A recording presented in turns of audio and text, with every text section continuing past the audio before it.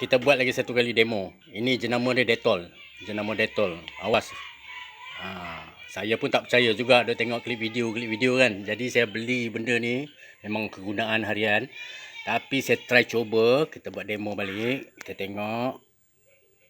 Sikit je, tak payah banyak. Membazir kan. Jangan pakai. Jangan guna. Memang bahaya, tengok Memang kita tak nampak api dia. Tapi dia ada api tu. Kita cuba kita tahu ni, tengok. Nampak? Api dia ada, kita tak nampak. Nampak? Nampak macam tak ada api kan? Kita tak tengok. Nampak? Jangan guna semasa di dapur. Kalau boleh jangan gunalah. Basuh tangan dengan sabun lagi baiklah. Jaga keselamatan diri, jaga keselamatan keluarga, jaga rumah. Silat-silat tangan terbakar, dengan rumah-rumah pun terbakar nanti. Bahaya dia benda ni. Kalau boleh jangan pakai. Elakkan pakai benda ni lah. Lebih baik pakai sabun. Pakai sabun kah, itu sunlight lah apa, cuci pinggan tu lagi bagus lah, lagi bersih.